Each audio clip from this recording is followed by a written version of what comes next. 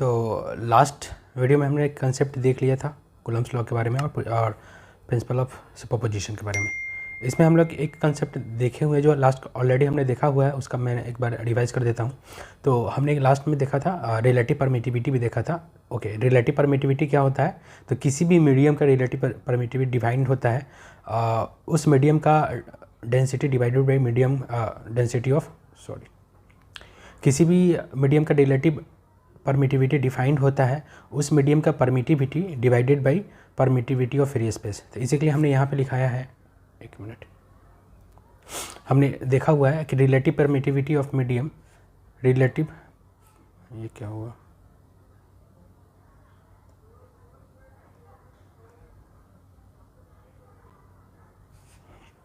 हमने यहाँ पे लिखा हुआ relative permittivity of a medium होगा तो permittivity of medium divided by permittivity of free space. Okay, इसको हम लोग ऐसे भी बोल सकते हैं कि परमिटिविटी ऑफ मीडियम जो होगा वो product of permittivity of free space into relative permittivity of medium होगा। यानी आप ऐसे भी समझ सकते हो कि अगर किसी भी मीडियम का रिलेटिव परमिटिविटी दिया हुआ है, इसका मतलब उस मीडियम का परमिटिविटी दिया हुआ है, ठीक है। और रिलेटिव परमिटिविटी होता है क्या? तो रेशियो होता है, तो इसको हम लोग क्या बोलेंगे? द यूनिटलेस और डायमेंशनलेस क्वांटिटी बोलेंगे, ठीक है। इसी पे बेस होकर एक क्वेश्चन हमने क्वेश्चन यहाँ पे देख रहे हैं। क्वेश्चन में लिखा हुआ है 2 point charge kept in free space within separation of R. 2 point charge है, दो एक सेपरेशन पे दे रखा है। Then it put in the medium having relative permittivity of epsilon R. Okay, comment on the effect of the net force between them. अब क्या करना है कि इस नेट फोर्स पे क्या करना है? कमेंट करना है दोनों कंडीशन पे, ठीक है। दोनों के बीच में नेट फोर्स के बारे में हमको काम करना है। तो सबसे पहले फर्स्ट सिचुएशन जो है वो इनिशियली क्या रखा हुआ है? फ्री स्पेस में रखा हुआ है। जब 2 पॉइंट चार्ज अगर यहाँ पे रखा हुआ है तो 2 पॉइंट चार्ज के बीच में, अब जाहिर सी बात है 2 पॉइंट चार्ज जब रखा हुआ है तो दोनों सिमिलर चार्ज है, तो क्या करेंगे? एक दूसरे को रिपेल करेंगे। तो एक दूसरे को रिपेल करेंगे तो क्या होगा? इधर जाएगा।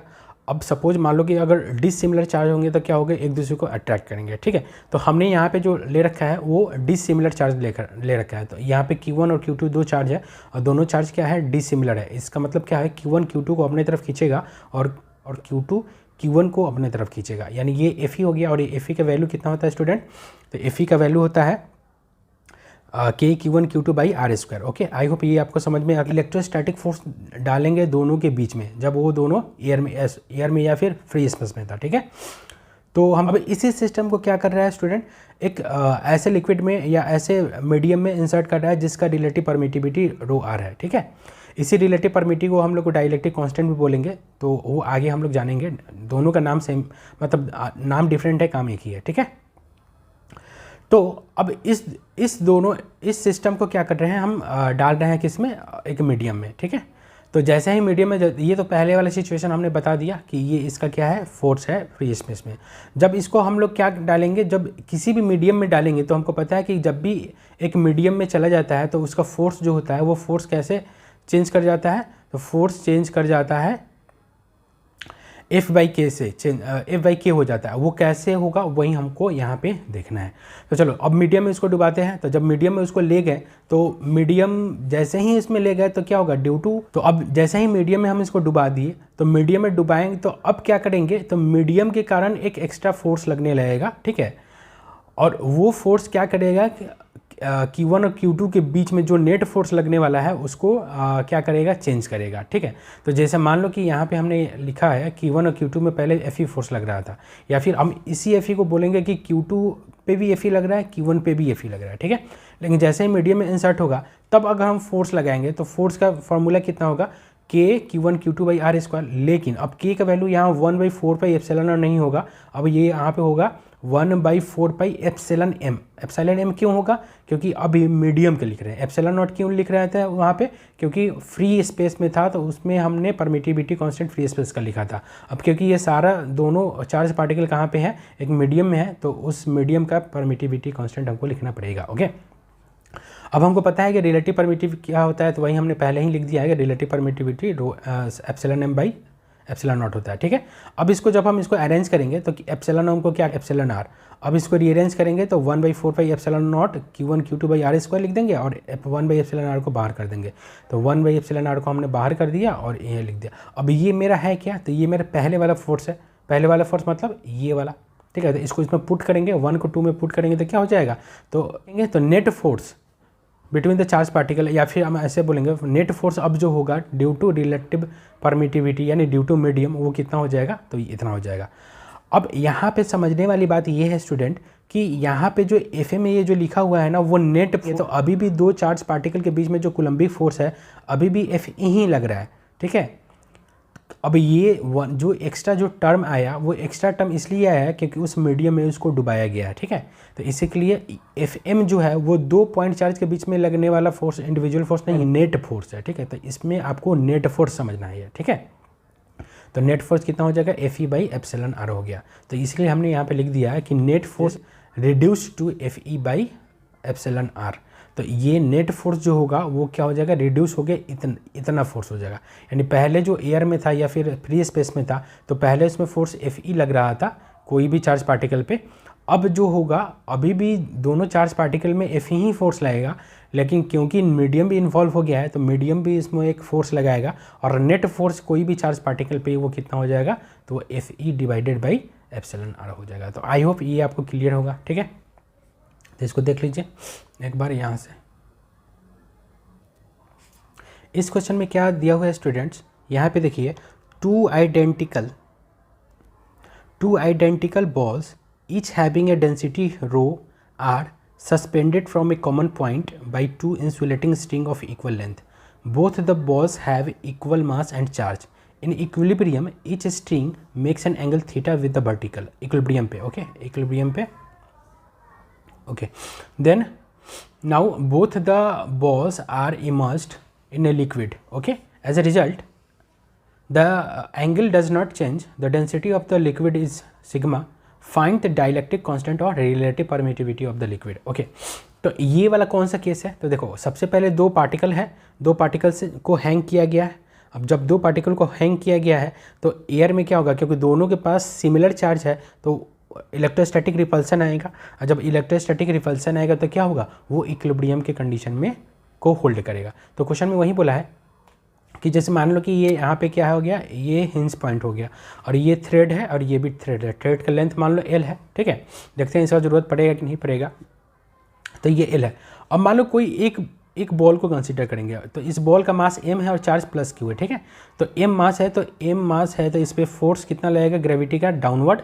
अब क्योंकि दोनों पे चार्ज है तो चार्ज रिपल्सन होगा, तो इस बॉडी पे जो एफ ई होगा वो इस डायरेक्शन में होगा, ठीक। और साथ साथ टेंशन इसमें क्रिएट हो रहा है, तो टेंशन क्रिएट हो रहा है तो क्योंकि ये इक्विलिब्रियम में है तो मान लिया कि ये वर्टिकल लाइन से जो डॉटेड लाइन हमने बनाया है वर्टिकल लाइन से थीटा है, तो ये भी थीटा होगा। क्यों, क्योंकि इक्विलिब्रियम में है तो सिमेट्रिकल होगा। तो इस कंडीशन में ये थीटा होगा तो ये भी थीटा हो जाएगा मेरा। अब ये टेंशन इधर लग रहा है तो टेंशन एक हो जाएगा टी कॉस थीटा इधर और टी साइन थीटा। अब क्योंकि इक्विलिब्रियम कंडीशन बोला है तो नेट फोर्स क्या हो जाएगा, जीरो हो जाएगा। तो नेट फोर्स जीरो हो जाएगा इस पॉइंट, इस बॉल पे, यानी नेट हॉरिजॉन्टल फोर्स भी जीरो हो जाएगा और नेट वर्टिकल फोर्स भी हो जाएगा, ठीक है। तो इसको इस तरीके से भी बना सकते हैं या फिर इस तरीके से आप लोग बनाइएगा। हम इसमें क्या करते हैं, लैमी थ्योरम का यूज़ करते हैं। तो यूजिंग लैमी थ्योरम में कब यूज़ करते हैं, लैमी थ्योरम का यूज़ करते हैं हम लोग जब कोई तीन फोर्स लग रहा होता है और उसके कारण बॉडी जो होता है वो क्या होता है, इक्विलिब्रियम में होता है। तो यहाँ पे ये टेंशन लग रहा है टी, ठीक है, यहाँ पे ये लग रहा है mg, ठीक है, और ये यहाँ पे ये लग रहा है मेरा fe, ठीक है। अब हमको पता है कि इसमें और इसमें ना तो 90 डिग्री हो गया क्योंकि ये हॉरिजॉन्टल है ये वर्टिकल है, और ये जो वर्टिकल लाइन है ये एंगल थीटा हो जाएगा। फिगर से देख लो ये फिगर, तो ये टोटल एंगल कितना हो जाएगा, तो 90 प्लस थीटा हो जाएगा, ठीक है, 90 प्लस थीटा, ठीक। तो हमको यहाँ से क्या करना है, अगर fe निकालेंगे तो हम सबसे पहले लैमी थ्योरम का यूज़ करते हैं। तो लैमी थ्योरम क्या बोलता है, तो फोर्स यानी mg divided by sine of इसका opposite angle, the sine of 90 plus theta हो जाएगा इक्वल्स टू, तो t डिवाइडेड बाई इसका अपोजिट एंगल 90 डिग्री है तो साइन 90 हो जाएगा equals to fe divided by इसका ये एंगल। अब बताओ ये एंगल कितना हो जाएगा, ये एंगल थीटा है, ये टोटल एंगल 180 होगा, तो ये कितना हो जाएगा 180 माइनस थीटा। तो हम इसको ऐसे लिख सकते हैं, तो ये एफ ई वाई कितना हो जाएगा, साइन 180 माइनस थीटा, ठीक है। तो अगर एफ ई का वैल्यू निकालेंगे तो एम जी के टर्म में, तो एफ ई कितना हो जाएगा, तो M G sine 90 plus theta equal to cos theta होता है इनटू ये चला जाएगा ऊपर, तो sine 180 minus theta equal to sine theta होता है। यानी एफ ई का वैल्यू जो मेरा आया है स्टूडेंट वो कितना आ गया है, तो एम जी टेन थीटा। तो इसको इक्वेशन 1 मान लेते हैं, ठीक है। टेंशन का भी दरकार नहीं है तो इस टेंशन को भी छोड़ देते हैं, ठीक है। चलिए, तो अब हमको क्या करें, हमको एफ ई हमको पता चल गया है, ठीक है। एफ ई हमको यहाँ पे पता चल गया है। अब इसी को क्या करेंगे, डुबाएंगे किस में, अब एक लिक्विड में डुबाते हैं। तो सपोज मान लो कि अगर ये एक लिक्विड में डुबाते हैं, ये एक लिक्विड है ऐसा, तो लिक्विड में डुबाने के बावजूद भी मेरा इस जो फिगर है, फिगर में कोई फर्क नहीं आता। यानी अभी भले ही ये टी डैश बन गया है, ठीक है, टी डैश इसलिए बन गया है क्योंकि इसमें बाइंड फोर्स लगने लगेगा। एम जी हो नीचे है, एम जी तो सेम ही रहेगा, इसमें एक नया फोर्स हो गया एफ बी, ठीक है। और इधर जो इलेक्ट्रोस्टैटिक फोर्स है, नेट इलेक्ट्रोस्टैटिक फोर्स है, वो भी मेरा चेंज करेगा। तो इसको मान लेते हैं एफ डैश, ठीक है। समझ में आ रही बात। अब हमको ये भी पता है कि एफ डैश कितना होता है। तो एफ डैश क्योंकि ये कौन सा मीडियम है, तो जिसका रिलेटिव परमिटिविटी रो है और एक्चुअली यही फाइंड करना है। तो ये एफ डैश क्योंकि मीडियम में इमर्ज किया गया है, तो ये एफ डैश जो होगा वो कितना हो जाएगा, एफ ई बाई के हो जाएगा, ठीक है। जैसे कि हमने इसके पिछले वाले कंसेप्ट में हमने देखा है, ठीक है, बिकॉज ऑफ मीडियम, ठीक है। मीडियम के कारण क्या हो जाएगा, जो नेट फोर्स लगने लगेगा इलेक्ट्रोस्टैटिक फोर्स, वो कितना हो जाएगा चार्ज पार्टिकल पे, तो एफ डैश हो जाएगा। और एफ डैश कितना होगा, तो एफ ई बाई के हो जाएगा स्टूडेंट, ओके।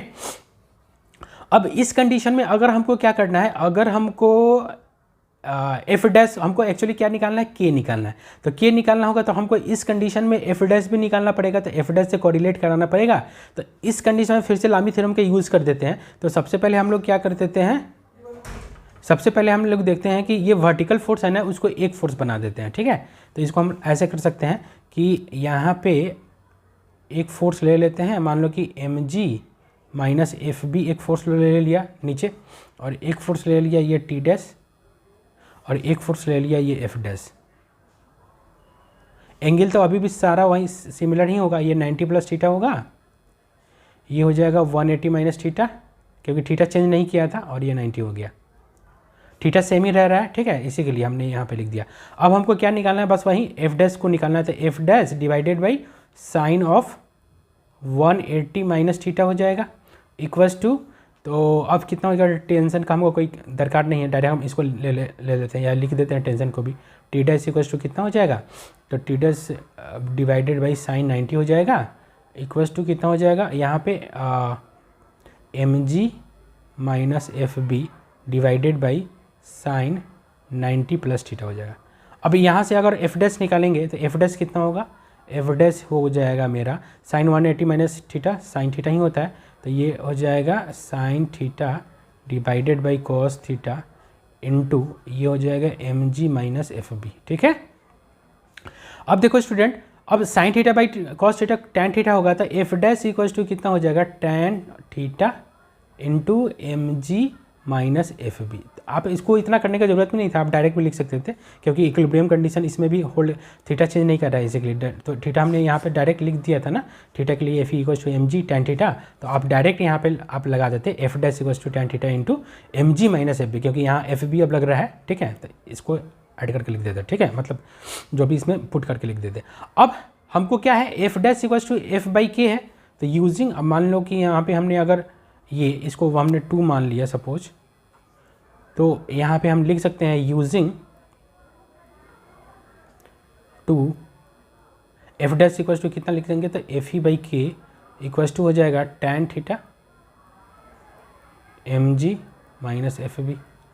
फिर देन यूजिंग 1, तो एफ ई कितना हो जाएगा, एफ ई हो जाएगा मेरा M G tan theta divided by K equals to हो जाएगा टैन थीटा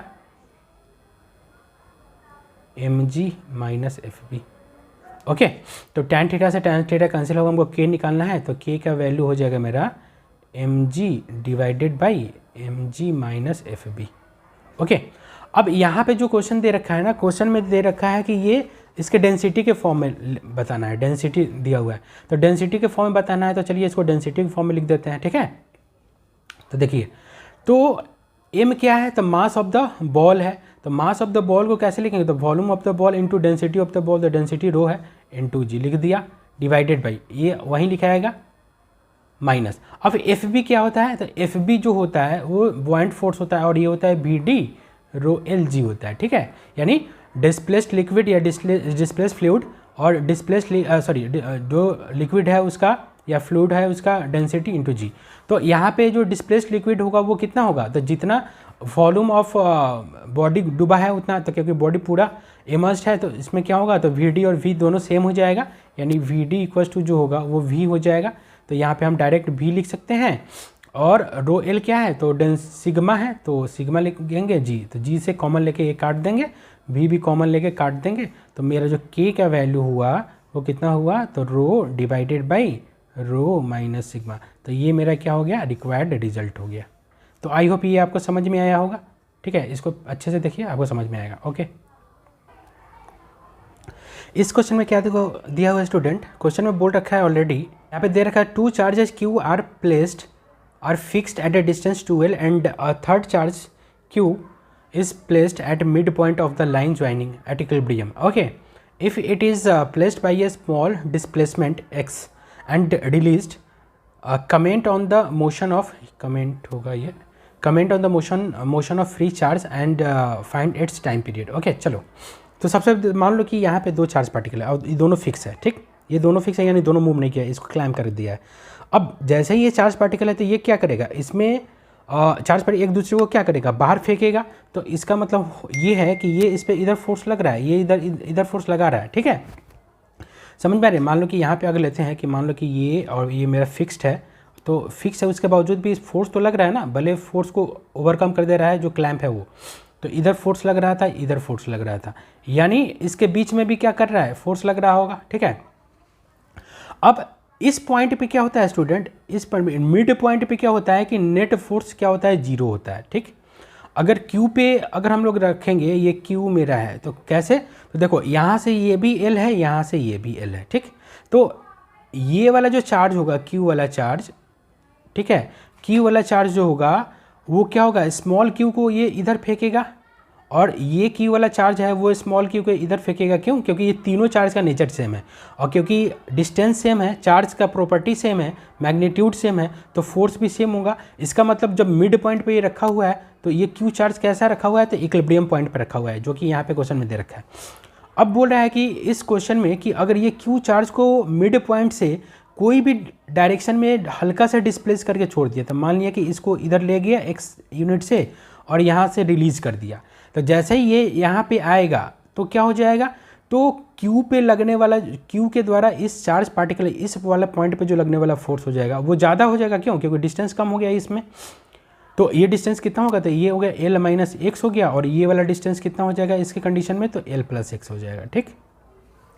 अब देखो, अब क्योंकि ये फोर्स ज़्यादा हो गया, ये फोर्स कम हो गया, तो अब यहाँ पे डिस्प्लेस करके छोड़ेंगे तो ये क्या, रिपल्सिव फोर्स ज़्यादा लगेगा, तो ये इधर जाएगा, यानी और ये इधर जाएगा, तो फिर ये यहाँ से यहाँ जाएगा, तो फिर से वही कंडीशन, इधर वाला फोर्स ज़्यादा लगेगा तो फिर ये इधर, यानी कहने का मतलब ये है कि ये इधर से इधर जाएगा, इधर से इधर जाएगा, इधर से इधर जाएगा और इधर से इधर। आप लोग जानते भी हो ये इसका जो इक्विलिब्रियम पोजीशन नेट फोर्सेस पे 0 होता है और इक्विलिब्रियम पोजीशन से जब भी डिस्प्लेस करते हैं कोई भी ऐसे पार्टिकल को जो कि एक SHM करने लगेगा, तो हम उस SHM का आसानी से टाइम पीरियड भी निकाल सकते हैं, ठीक है। तो वो टाइम पीरियड कैसे निकालते हैं स्टूडेंट, तो हमको पता है कि हमको क्या करना होता है कि नेट फोर्स या फिर नेट एक्सेस फोर्स निकाल लेना होता है उस चार्ज पार्टिकल पे, और वही मेरा क्या देता है, तो टाइम पीरियड दे देता है, ठीक है। तो इसको हम शुरू से बनाते हैं, देखिए।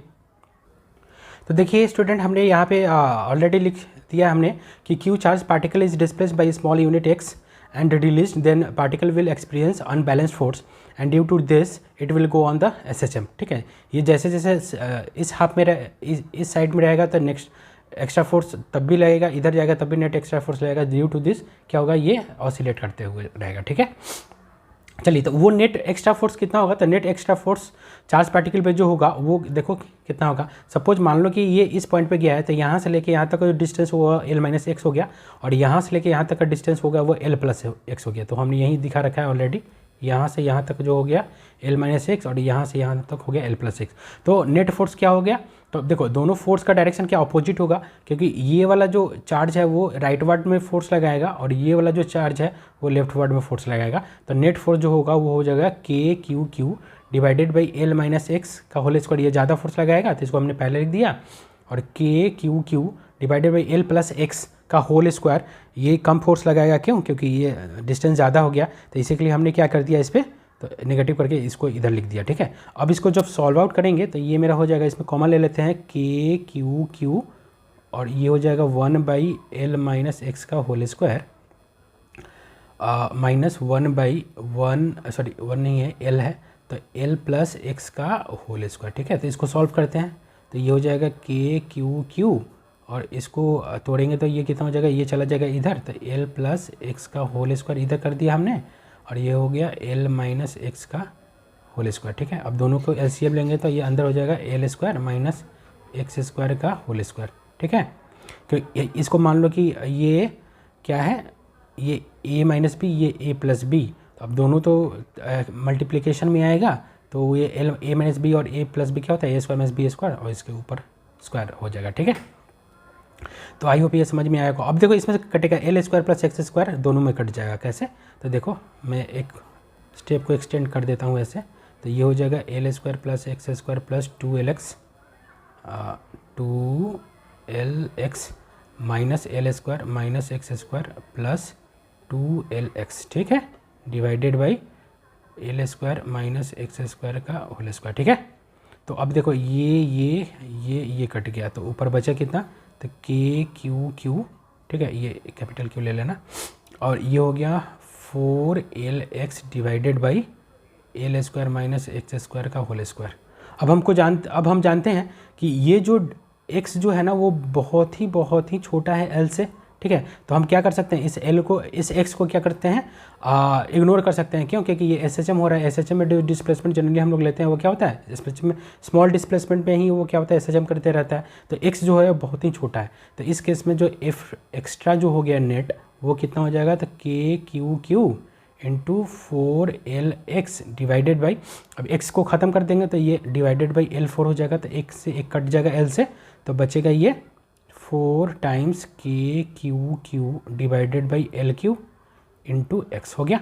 अब देखो, अब ये हमने जो फोर्स लिखा है वो क्या लिया हमने, बड़े वाले को पहले लिखा है, छोटे वाले को, तो ये कैसा है, अब यहाँ पे जो इलेक्ट्रोस्टैटिक फोर्स नेट होगा वो क्या होगा, तो इसको हम लोग सेटिस्फाई कराना पड़ेगा। तो ये एक्चुअली डिस्प्लेसमेंट के अपोजिट डायरेक्शन में, अब डिस्प्लेस हमने क्या किया है लेफ्ट साइड में, तो जो इलेक्ट्रोस्टैटिक फोर्स लग रहा है वो क्या होगा, राइट साइड में लग रहा है, तो हमने वो पहले से नहीं लिखा है, तो इसी के लिए क्योंकि अपोजिट डायरेक्शन है फोर्स और डिस्प्लेसमेंट का, तो इसी के लिए हम लोग क्या करेंगे, माइनस हम लोग इसमें पुट कर देंगे। ठीक है, समझ में आ रही बात? ओके, तो माइनस पुट कर देंगे। तो अब ये कैसा फार्मूला हो गया मेरा, तो ये मेरा फार्मूला हो गया F equals to minus of K X के टाइप का। जब ये दोनों फार्मूला एक दूसरे से क्या है, एक दूसरे के कंपैरिजन में है, एक दूसरे से कंपेरेबल है, तो हम लोग क्या लिख सकते हैं, के इक्वल्स टू लिख सकते हैं 4, ये के अलग है और ये के अलग है। ठीक है, ये इसको के डैश मान लेते हैं, तो के डैश इक्वल्स टू हो जाएगा मेरा के 4 के Q Q by L Q. ठीक है, तो हमने यहाँ पे निकाल दिया। अब हमने के निकाल दिया तो क्या होता है, तो टाइम पीरियड होता है इस केस में, टाइम पीरियड हमको पता है 2 pi root over M by K, तो यहाँ पे के डैश है तो हमने के डैश डाल दिया है, तो 2 पाई रूट ओवर एम, ये एम हो गया, और के डैश कितना हो गया, तो 4 के क्यू इंटू एल क्यूब। तो यहाँ पे हम इसको और भी लिख सकते हैं ऐसे कि इसको एक्सटेंड कर दे, ये यहाँ पे लिख देते हैं 2 पाई इक्वल्स टू, तो एम एल क्यूब और 4 क्यू के, और के को क्या लेगा 1/4 पाई एप्सिलॉन नॉट लिख सकते हैं। तो यहाँ पे देख लो क्या है, तो पाई 4 से 4 कट गया और बाकी जो चला गया ऊपर, तो ये हो जाएगा pi epsilon naught M L cube by K cube. ठीक है, एक्चुअली इस क्वेश्चन में एक चीज़ मिसिंग था, एक्चुअली हमने लिखा नहीं होगा, मास जो है ना वो उस चार्ज पार्टिकल का मिसिंग था। ठीक है, तो यहाँ पे आप मास ऐड कर लेना। ठीक है, जो चार्ज प्लेस किया जा रहा है चार्ज, तो इसका ये एम मास भी है इसका। ठीक है, तो यहाँ पे ऐड कर लेना। ओके।